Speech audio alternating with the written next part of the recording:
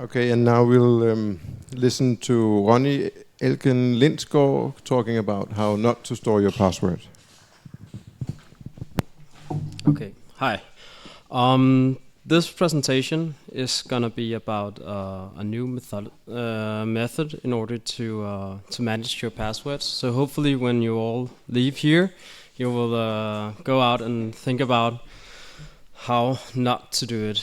And how I think you should not do it is by having your password stored in some sort of database, either online or offline.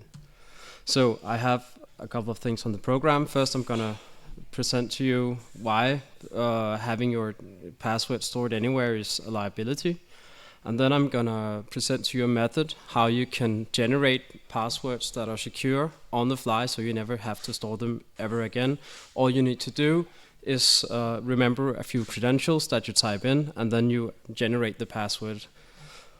Then thirdly, I'm gonna present to you my own work and also what other people have done in this field. It's a very, very small field, and it doesn't have, for some odd reason, it doesn't have very much. There's not many people who actually work with this, and the only paper I've got on it is more than 12 years old, as you will see. So I differentiate between two types of password managers. There's online password managers and there's offline password managers. So of course they both give you a solution to a problem. That's why they're even used in the first place. Online password managers specifically have the strength that they're portable. You can access them anywhere. And within an organization, it's very easy to share passwords. For instance, LastPass makes you share passwords with other people. But then again, they're not on your machine. You don't actually command where they are.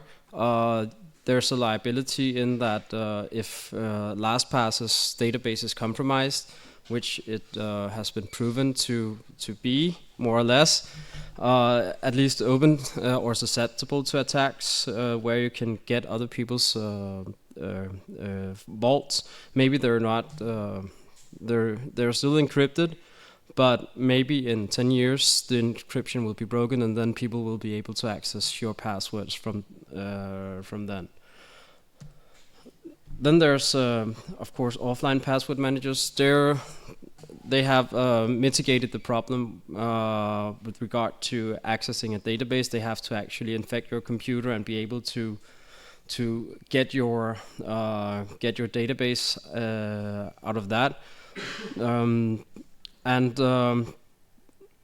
Of course, you can also easily generate strong passwords. For instance, we have KeePass, which is one of the most commonly known, I think, at least in my world. But then again, there's still a problem with them, because you have one key to the kingdom, that if you manage to somehow phish or otherwise get the password out of, if I manage to get the password out of one of you, I can more or less get your entire database. And that's not even necessary some of the time. We saw for a little while ago the Keybase bug, where a XML file was accidentally saved to disk unencrypted with the entire database store. So there's also problems there. It's a liability that to have your passwords floating around in some sort of file. So let's try to make things better. These are the areas that I focus on when I want to have a password manager. First of all, it should be easy to create secure passwords, or at least manage them.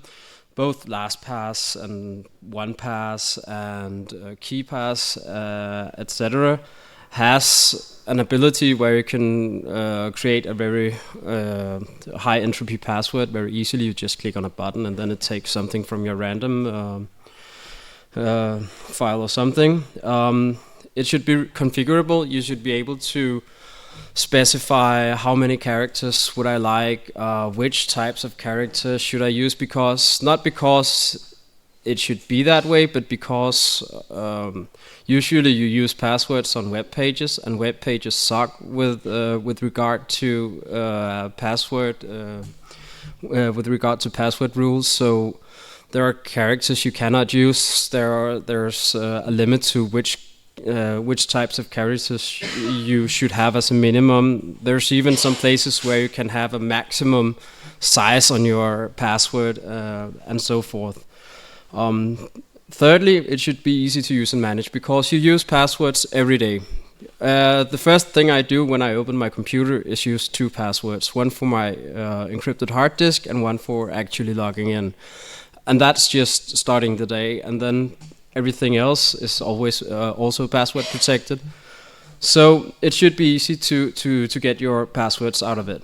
And then it should also be shareable, because you want to be able to share passwords within an organization.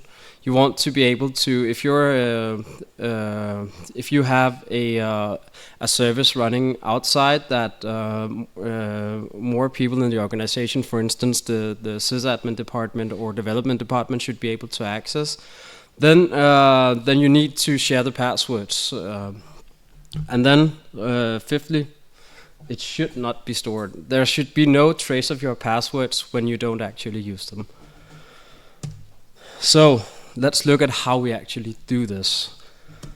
So let's first talk about what is a secure password. There are many opinions on what compromises a secure password. It would have been a great place to have the XKCD drawing here, but I'd rather give you a couple of references that you can read, because they're all quite interesting actually.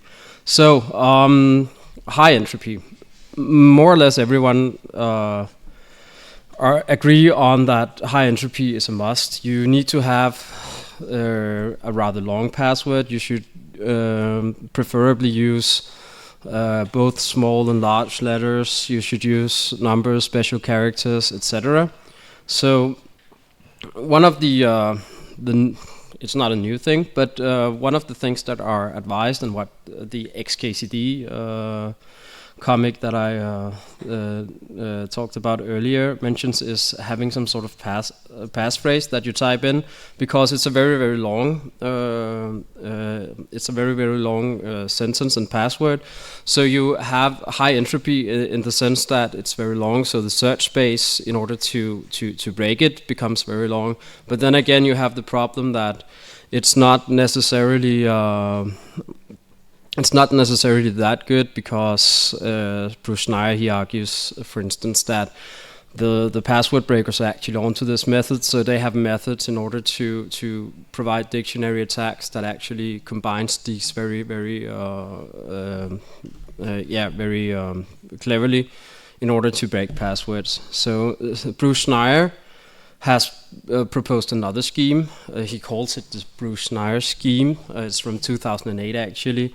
Where you instead take something like a sentence, and then you make it into something that you understand yourself. For example, so this is a sentence that's not too long to remember. And yeah, that might also be a good idea, but then again, it's still not random. It's still susceptible to attacks. If somebody who wants to hack you can know enough about you, then they can maybe figure out your schemes on how you do it. And it's better than password with an @, but it's still not very good. And well, it might be good, and it's still usable. So, but yeah. And then Troy Hunt, he argues that a password should be too complex to remember. He is very fond of 1Password, and I understand why.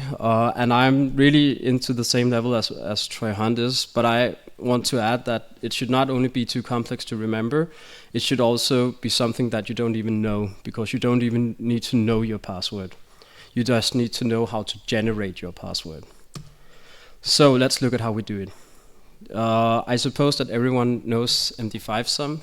Is actually how I used to make user login systems back in the days when I was young and played around with PHP and MySQL. I've come far away since then. So what we have here is just a hashed value of natural born hacker, the string natural born hacker. And we're going to use this hash, and we're going to use a hash function to generate a password. So how we do it is that we have the hash as we had before. I've toned it down a bit because it's not really necessary to have it longer than this in order to make a point. And then I have some sort of alphabet. This is a predefined alphabet consisting of a series of characters that I want to use for my password. So the longer the alphabet is, the more characters the generated password will be able to consist of. But here I've just used 16 characters for simplicity purposes. So what I do is that I take each of these characters and use it as a number, and in this alphabet, and generate a new string from that. So the first one is A. It's a 0, so we put in A.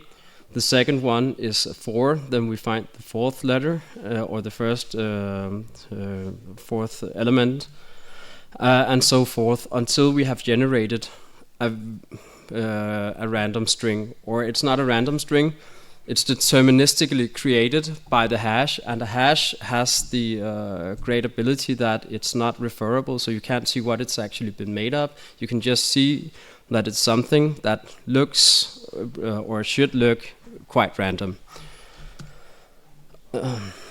Then next, we don't just want moreover, we also like to have some sort of we don't want to reuse our passwords all the time. So this is a simple method in order to create a password, but you would also like to have different passwords for different sites, for instance. So what we do is we add some sort of context.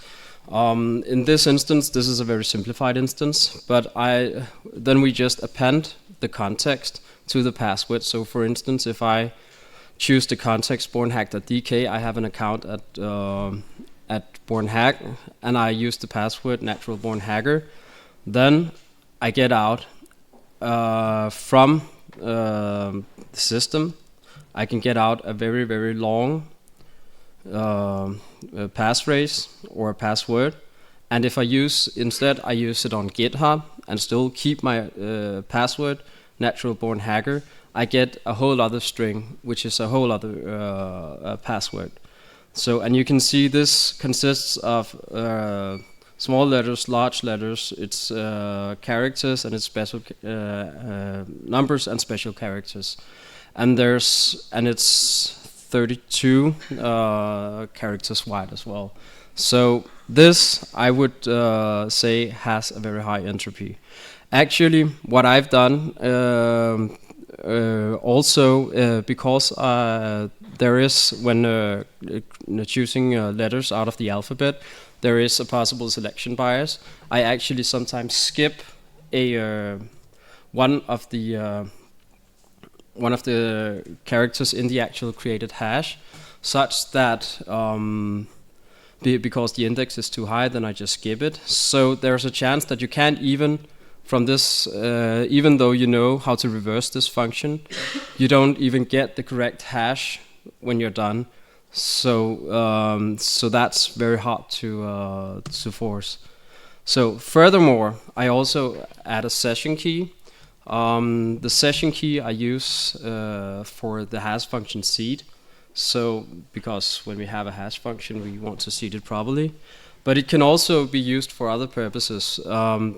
For instance, you can, if I want to save some configuration, I might have an alphabet for a website that doesn't allow special characters. Then I remove those characters from the alphabet, and then I save that I've removed these characters, so I don't need to type or remember that once again. And the session key could be used to unlock this information, so it's not just lying around somewhere. It's of course some liability, because then you store something again, and then it's a liability. But it's better to just have, then the attacker would be able to get a recipe on how to configure it, but it still wouldn't have the actual keys that he needs. Furthermore, it also mitigates shoulder surfing, where somebody physically can view what you type in on your machine when you log in, and in that sense can figure out what your password is. So it's not a foolproof way, but it's definitely better than nothing. So there are various implementations of this method. The first one that's been proposed, and I've first learned about this paper in the spring. So, and funnily enough, I found somebody at this place that actually has been using this. So it's a Stanford paper from 2004. It presents a browser plugin, and basically the same method where you choose a hash, but it does not provide it does not have the same session key as I've provided, and also it's very old, and it's very much it relates to internet security and browser plugins, and there's been a lot happening since 2004. So what they did back then was they just accessed an event manager and like grabbed whenever somebody typed in something into a web page. But then the web page, if it knew what you were doing, it would still be able to access your actual password key. So I've figured out a way to circumvent this and escape the DOM entirely. I have a proof of concept of that, but that is a topic for another talk, because I've not gotten that far with the rest of the process. So, and finally, it does not use special characters. It's only small letters, large letters, and numbers. But I guess it's still fine. It's still better than nothing, at least. Then there's the system that I based my stuff on. It's an old student friend of mine, Johan Brink, who made this in 2009. He made a proof of concept and an actual implementation, but it didn't get stable. It only consisted of small letters and numbers, and it used a QPass function. So, and the way it did it generated a 16-character password with small letters and numbers. It's still better than nothing, and still better than what most of people are doing, since it's 16 characters. But it had some other problems, and it used the same method for as event manipulation as the PWD hash. So it's not really usable, and it's possible to attack it. And that's also the reason why I actually started implementing it myself and extending this.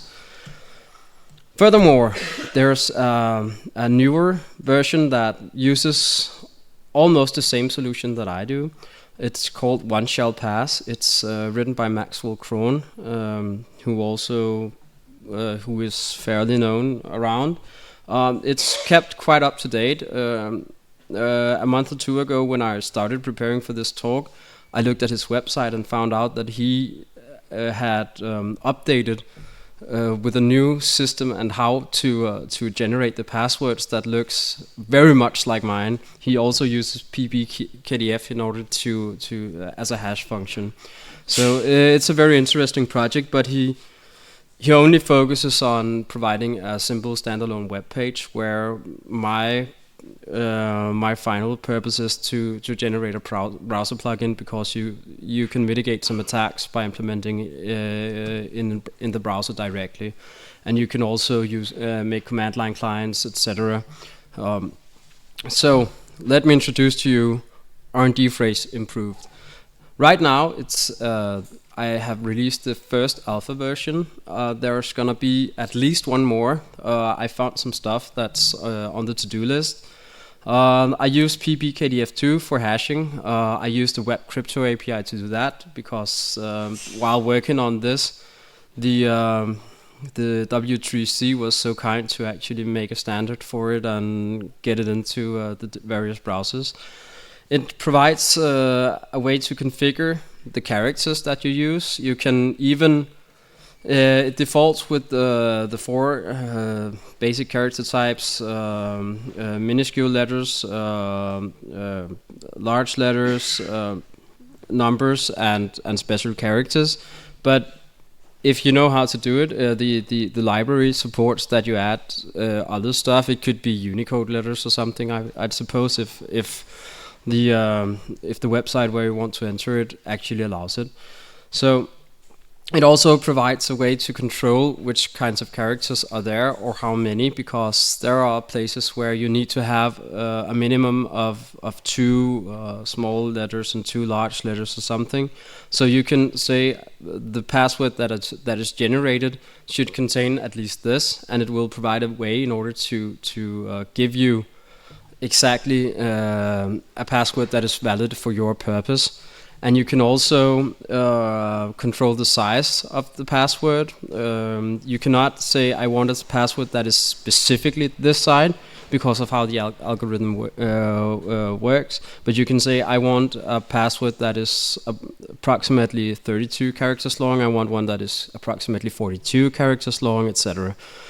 And it also provides a means in order to reuse your credentials. So whenever you have to, there are websites or there are mechanisms where you're forced to change your passwords every 1 month or 3 months or whatever. So you can still use the same passwords that you use every day, and all you need to do is just remember a little number, which is a version. And what it does is it just takes up how many rounds the hash function will do, and then it will create a new password every time instead. So this is the user interface. It's I think that it's fairly simple, but for someone who's who comes from the outside, it might not be that very simple. So there's this is a website where you can go in R&D on RndPhrase. There's a link later in the slides. So you just enter a seed. This is the seed that you use for all your purposes. So it might be correct horse battery stable. It's a fine passphrase. It's probably not a good idea, since this is the example that's been put on the website. So if I were someone who wanted to try to figure out your password, that's probably the first thing I would try. Then you have some password which you type in every time that you need to do something. The web page right now resets the password field every time that you go away from the tab, such that nobody can just come along and grab your passwords as long as you tab out. And then you use some sort of URI or some place that you want. For instance, this is the domain of where I've grabbed it from. So and then when you type in here, stuff will start to happen here, which is the hash, which is the resulting password, where you then can get a very long string. And it's also been cut down, so it's very, very long, but it's not viewable. But when you activate this field, then it will select everything, such that people around you cannot see the password actually. There's a legacy mode button, which is just using the original RndPhrase implementation. It's just because Johan asked me to, and I think it's a very good idea. And so yeah, until this one reaches 1.00, actually, I'll be keeping this. This is the version button. You can just increment this. For instance, if you have to change your password every 30 days, you can just type in the day of the month or the month that we're in right now, and we can specify some sort of size. Furthermore, there's a checkbox that can be unchecked if you want to use something else than the defaults. Defaults are just having one character of each character type, and you can specify the alphabet, the minimum occurrence, and the maximum occurrence if you want one. And there's of course more down here. I just cut it out.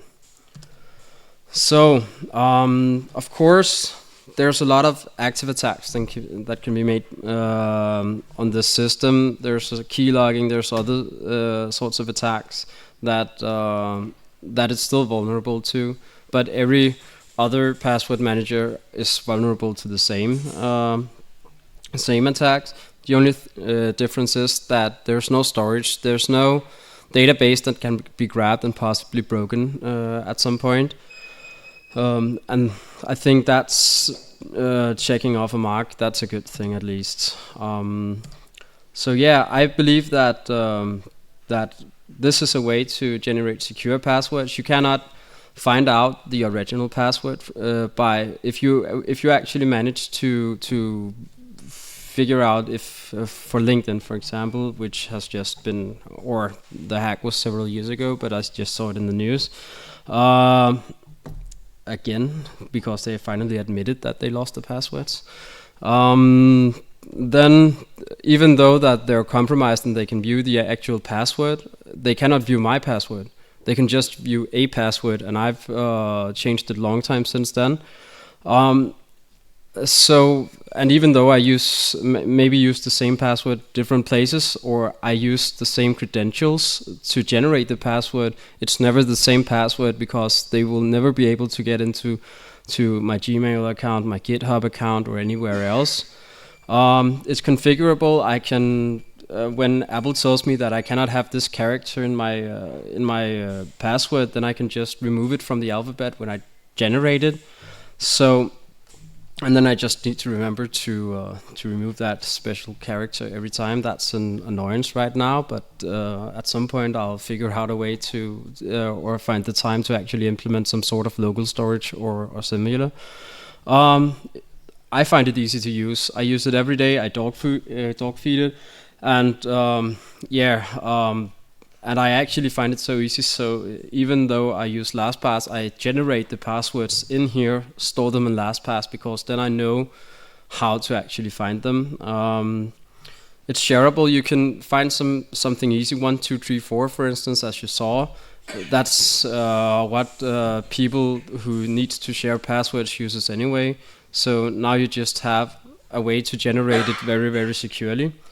And there's no storage. It doesn't get stored anywhere. It might be stored in memory in the browser and that kind of thing, but right now that's pretty far. That's not really the problem, I think, right now. So yeah, if you'd like to read more, there's a website.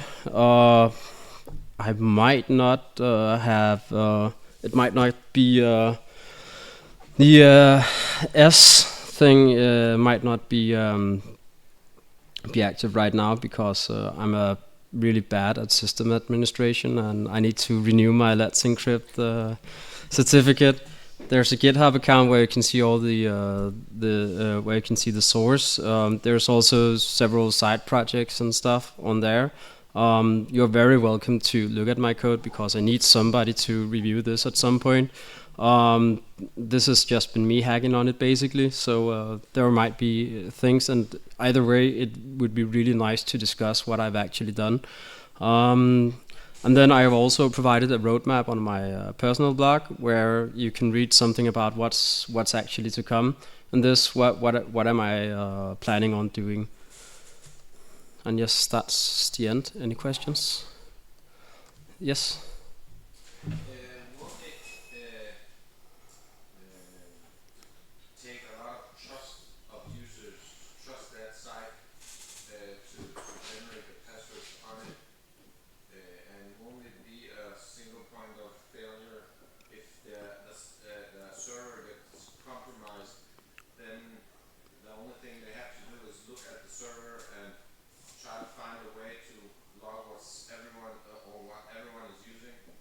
I would advise you to, this is a standalone application, so I would advise you to download the source code and run this on your local host.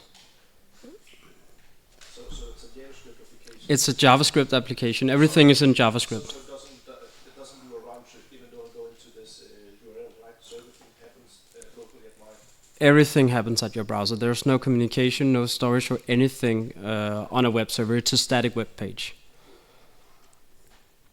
Yeah, how close are you to a browser plugin? To a browser plugin, I have a proof of code with the ideas, but I don't have the manpower to make the plugin. I have a lot of ideas. I know especially what I need to do, but I just haven't had the time yet. I've been focusing on getting the library done so that it's very easy to create a Node.js application for client side or for anything else, because that's really alpha omega, I think. And then until then, I just have the proof of concept, and it's good enough for me to work on.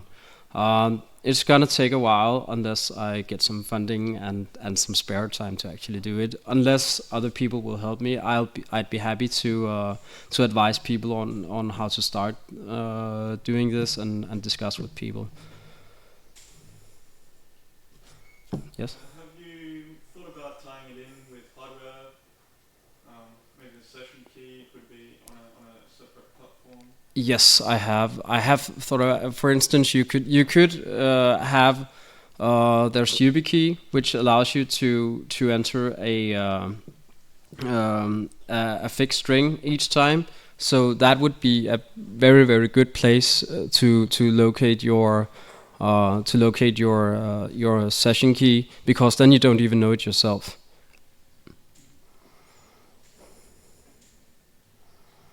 I think passwords also starts with making a decision. Is this a password where you actually need security at all? I mean, my login for BornHack is pretty much my email and my daughter's first name with small letters. And I don't give a shit if all of the audience know my password for that. If BornHack knows that password, and that password isn't useful in any kind of relation where it could be misused in the end. Yeah. So Do you use the same password on other websites? I do use that password on a few other websites where I don't give a shit. So I focus on the BornHack's website. I don't know you guys. I don't know, is that password stored in clear text anyway? Is it, The BornHack password. what's that? What are you asking? Is the BornHack password Yeah, stored in clear text? I don't know. I don't know Yes, you don't know. my password anyway. Yeah, and So using a stronger password that I would use like on a few other services, so like on a computer, I wouldn't use that on a website. yeah. And what could be misused? Somebody else could use my login ID and pay you some money using their own credit cards. In the end, that's pretty much it. Yeah, that's true, but that's your personal preference, and So yeah. Godspeed with that. And Um, how I manage my password? If I would create a password right now that I would be sure I would remember, I would say DA yeah, from that sign over there. DADA VEUOTOPO FE2CEG and add the year. but the thing is, you can still use that. That's the entire idea, that you take something that you can remember very easily. So and you say you use the last name of your daughter or something, and then you type that in as your password, and then you generate something which is very high entropy in the end instead. So you can keep on using the same thing. So you have one password that is for bulk sites. You just put it through a grinder, basically. You just put it through this operation, and then you get something very secure. So you still have, even though you don't really care about it, you still have a strong password. Great. But I mean, who can you trust? I mean, Who you can trust? That's exactly the point. You cannot even trust. You cannot even trust websites. You cannot trust them to keep your password secure. You cannot trust them to keep it hashed or anything. You saw the Adobe leak and stuff like that. So that's why you need to, even though you know your password, you have an entirely specific password than the one you actually enter into the system, that you submit to the system. But I need at least 100 passwords. But the I truly don't use it. yes, but the thing is that I have 10 passwords that I need unique. Like one password for my banking system. That's only for use in that banking system, and I remember that in one way. And one password for my computer. Mostly I log in using my fingerprint, which could be a problem if I had something stored on my computer that police would found, and well, they have my fingerprint for my passport registration anyway. but that is also fine. But it's not what this discussion is about. How to. Manual login, created from like track, a sentence mixed in with different persons and their names and numbers into a new word, 16 characters. I only use that password for that one operation. And that brings me down to like 8-10 passwords that I have to remember, which, But do you have a question? yeah. So probably, I just want to say, in the end, we can generate like a 16-character password that we think are secure, and we use that all over all the time. Or we can have like key pass manager, communicating it all over the time. But We can also use that. yes, you can use that, and you are free to use that because you are master of your own destiny. And yeah, But in the end, it's also about like Ramon, do you have a question? So probably is to talk a bit about that. So the way of using this tool is to actually improve all your passwords. It's a Let's say for me, this website, I don't care about BornHack, but what I did is I actually provided with my credentials. So probably my credit card is saved someplace. So if I provide a very easy password like you did, probably somebody can hack into and take my credentials. So by being consistent and delivering strong passwords every single time, even though it's a crappy website or whatever it is, that's what this tool does. It just helps you create strong password no matter what website you're in. exactly. yeah, well, that's how you could, yeah, like copy pasting the generated Let's take it outside and let's finish the talk if there's no more questions. The talk was not about if you want to have a strong password, but only how to generate and not store. Okay, thank you very much.